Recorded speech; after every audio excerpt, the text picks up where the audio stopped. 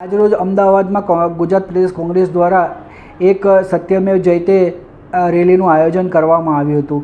National Herald કેસમાં કોંગ્રેસના senior નેતા, દેશના વિપક્ષના નેતા રાહુલ ગાંધીને કોર્ટ દ્વારા રાહત આપવામાં આવી હતી, જેને લઈને ગુજરાત પ્રદેશ કોંગ્રેસ દ્વારા આજે સત્યમેવ જયતેના નાદ સાથે પદયાત્રાનું આયોજન અમદાવાદના નહેરુ બ્રિજ ખાતે કરવામાં આવ્યું હતું. પ્રદેશ પ્રમુખ અમિત ચાવડાની આગેવાનીમાં ગુજરાતના કોંગ્રેસના સિનિયર નેતાઓ, કાર્યકર્તાઓ પદયાત્રામાં જોડાયા હતા. શહેર પ્રદેશના નેતાઓ કાર્યકર્તાઓ સાથે ચાલતા નહેરુ બ્રિજથી ખાનપુર ભાજપ કાર્યાલય તરફ આગળ જઈ રહ્યા હતા.